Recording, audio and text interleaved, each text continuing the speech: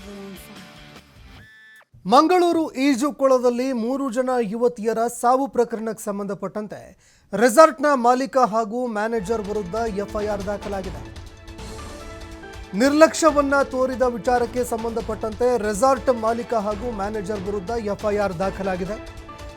ಮಾಲೀಕ ಮನೋಹರ್ ಮತ್ತು ಮ್ಯಾನೇಜರ್ ಭರತ್ ಇಬ್ಬರನ್ನು ಕೂಡ ಖಾಕಿ ಪಡೆ ಬಂಧಿಸಿದೆ. ಪೊಲೀಸ್ ಅಧಿಕಾರಿಗಳು ಇಬ್ಬರನ್ನ ಅರೆಸ್ಟ್ ಮಾಡಿದ್ದಾರೆ. ಉಚ್ಚಿಲದ ರೆಸಾರ್ಟ್ ಮಾಲೀಕನಾಗಿರುವಂತಹ ಮನೋಹರ್ ಅವರನ್ನ ಅರೆಸ್ಟ್ ಮಾಡಲಾಗಿದೆ. ಇನ್ನು ಮನೋಹರ್ ಅವರ ಜೊತೆಗೆ ಈ ರೆಸಾರ್ಟ್ನ ಮ್ಯಾನೇಜರ್ ಅವರನ್ನು ಕೂಡ ಅರೆಸ್ಟ್ ಮಾಡಲಾಗಿದೆ. ಇನ್ನು ರೆಸಾರ್ಟ್ನ ಮಾಲೀಕ ಹಾಗೂ ಮ್ಯಾನೇಜರ್ ವಿರುದ್ಧ ಎಫ್ಐಆರ್ ದಾಖಲಾಗಿತ್ತು. ನಿರ್ಲಕ್ಷ್ಯ ತೋರಿದ್ದಾರೆ ಅಂದರೆ ಮಕ್ಕಳ ಸಾವಿಗೆ ಸಂಬಂಧಪಟ್ಟಂತೆ ತಮ್ಮ ಮಕ್ಕಳ ಸಾವಿಗೆ ಸಂಬಂಧಪಟ್ಟಂತೆ ಇವರು ರೆಸಾರ್ಟ್ನಲ್ಲಿ ತೀವ್ರವಾಗಿ ನಿರ್ಲಕ್ಷ್ಯ ತೋರಿದ್ದಾರೆ. ಬೋರ್ಡ್ಗಳನ್ನು ಅಳವಡಿಕೆ ಮಾಡಬೇಕಾಗಿತ್ತು, ಫಲಕಗಳನ್ನು ಅಳವಡಿಕೆ ಮಾಡಬೇಕಾಗಿತ್ತು, ಎಚ್ಚರಿಕೆಯ ಫಲಕಗಳನ್ನು ಹಾಕಬೇಕಾಗಿತ್ತು. ಅದೇ ರೀತಿ ಆ ಒಂದು ಸ್ವಿಮ್ಮಿಂಗ್ ಪೂಲ್ನಲ್ಲಿ ಯಾರಾದರೂ ಈಜಾಡೋದಕ್ಕೆ ಹೋಗ್ತಾ ಇದ್ದಾರೆ ಅಂತಂದರೆ ಅವರಿಗೆ ಇನ್ಸ್ಟ್ರಕ್ಷನ್ಸ್ಗಳನ್ನು ಕೂಡ ಕೊಡಬೇಕಾಗಿತ್ತು. ಯಾರಾದರೂ ಒಬ್ಬರಾದರೂ ಕೂಡ ಇದೆಲ್ಲವನ್ನು ಉಸ್ತುವಾರಿ ನೋಡ್ಕೊಳ್ಳೋದಕ್ಕೆ ಅಂತ ಯಾರಾದರೂ ಒಬ್ಬರಾದರೂ ಇರಬೇಕಾಗಿತ್ತು, ಅಥವಾ ಗೈಡೆನ್ಸ್ಗೆ ಯಾರಾದರೂ ಇರಬೇಕಾಗಿತ್ತು. ಆದರೆ ಯಾರೊಬ್ಬರು ಇರಲೇ ಇಲ್ಲ. 3 ಜನ ಯುವತಿಯರು ನೀರಿನಲ್ಲಿ ಮುಳುಗಿ ಸಾಯ್ತಾ ಇದ್ದರೂ ಕೂಡ ಅವರನ್ನು ಉಳಿಸೋದಕ್ಕೆ ಒಬ್ಬರೂ ಕೂಡ ಇರಲಿಲ್ಲ. ಎದುರುಗಡೆ ನಿಂತ್ಕೊಂಡ್ರೆ ಎಲ್ಲ ದೃಶ್ಯಗಳು ಕೂಡ ಕಂಡು ಬರುತ್ತೆ. ಆದರೆ ಒಬ್ಬರೂ ಕೂಡ ರಕ್ಷಣೆ ಮಾಡೋದಕ್ಕೆ ಬರಲಿಲ್ಲ. 3 ಜನ ಯುವತಿಯರು ಸಾಯುವವರೆಗೆ, ತಮ್ಮ ಜೀವ ಕಳೆದುಕೊಳ್ಳೋವರೆಗೆ ನಿರ್ಲಕ್ಷ್ಯ ವಹಿಸಿದ್ದಾರೆ. ಯಾರೊಬ್ಬರು ಕೂಡ ಗಮನಿಸೋದಕ್ಕೆ ಹೋಗಲಿಲ್ಲ ಅಂತ ಕುಟುಂಬಸ್ಥರು ಎಫ್ಐಆರ್ ದಾಖಲು ಮಾಡಿದ್ದಾರೆ. ಇಬ್ಬರನ್ನ ಅರೆಸ್ಟ್ ಮಾಡಲಾಗಿದೆ. ಈ ಬಗ್ಗೆ ಮತ್ತಷ್ಟು ಮಾಹಿತಿ ಕೊಡ್ತಾರೆ ಪ್ರತಿನಿಧಿ ಆದಿತ್ಯ. ಫೋನ್ ಸಂಪರ್ಕದಲ್ಲಿ ಜಾಯ್ನ್ ಆಗಿದ್ದಾರೆ.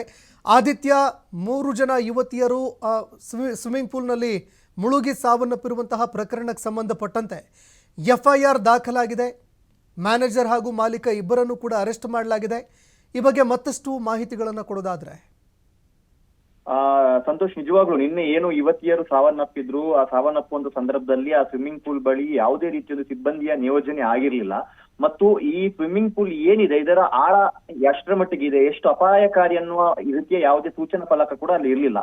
ಹೀಗಾಗಿ ಯುವತಿಯರಿಗೂ ಕೂಡ ಈ ವಿಚಾರ ಗೊತ್ತಿಲ್ಲದೆ ಅವರು ಸಾಮಾನ್ಯವಾಗಿ ಒಂದು 4 ಅಡಿ 3 ಅಡಿ ಜಾಗದಲ್ಲಿ ಇದ್ದಂತವರು ಮತ್ತೆ ಮುಂದಕ್ಕೆ ಹೋದಂತ ಸಂದರ್ಭ ನೀರಿನಲ್ಲಿ ಮುಳುಗಿ ಒಬ್ಬೊಬ್ಬರಾಗಿ ಪ್ರಾಣವನ್ನ ಬಿಡ್ತಾರೆ. ಹಾಗಾಗಿ ಆ ಸಂದರ್ಭದಲ್ಲೇ ಅಲ್ಲಿನ ಮ್ಯಾನೇಜರ್, ಆ ರೆಸಾರ್ಟ್ ನ ಮ್ಯಾನೇಜರ್ ಯಾರಿದ್ದಾರೆ ಭರತ್ ಅನ್ನುವಂತವರನ್ನ ಉಳ್ಳಾಳ ಪೊಲೀಸರು ವಶಕ್ಕೆ ಪಡೆದಿದ್ರು, ವಿಚಾರಣೆ ನಡೆಸ್ತಾ ಇದ್ರು. ನಿನ್ನೆ ಪೋಷಕರು ಆಗಮಿಸಿದಂತ ಬಳಿಕ ರೆಸಾರ್ಟ್ ಮಾಲೀಕ ಹಾಗೂ ಮ್ಯಾನೇಜರ್ ವಿರುದ್ಧ ಉಳ್ಳಾಳ ಪೊಲೀಸ್ ಠಾಣೆಯಲ್ಲಿ ಪ್ರಕರಣವನ್ನ ದಾಖಲಿಸಿದ್ದಾರೆ. ಮಾಲೀಕ ಮನೋಹರ್ ಪುತ್ರನ್ ಮತ್ತು ಮ್ಯಾನೇಜರ್ ಭರತ್ ಅವರನ್ನ ಈಗ ಉಳ್ಳಾಳ ಪೊಲೀಸರು ಬಂಧಿಸಿದ್ದಾರೆ. BNS 106 ಅಡಿಯಲ್ಲಿ ಒಂದು ಪ್ರಕರಣ ಸದ್ಯ ದಾಖಲಾಗಿರುವಂತದ್ದು. ನಿನ್ನೆ ಪೋಷಕರು ತಡರಾತ್ರಿವರೆಗೂ ಕೂಡ ಈ ಎಲ್ಲ ಪ್ರಕ್ರಿಯೆಯಲ್ಲಿ ಭಾಗಿಯಾಗಿದ್ರು. ಮಧ್ಯರಾತ್ರಿಯ ವೇಳೆಗೆ ಪೋಸ್ಟ್ ಮಾರ್ಟಮ್ ಮುಗಿದ ಬಳಿಕ ಅವರ ಬಾಡಿಯನ್ನ ಹಸ್ತಾಂತರ ಮಾಡಲಾಗಿತ್ತು ಪೋಷಕರಿಗೆ. ಬಳಿಕ ಅವರು ಅದನ್ನ ಮೈಸೂರಿಗೆ ತೆಗೆದುಕೊಂಡು ಹೋಗಿದ್ರು.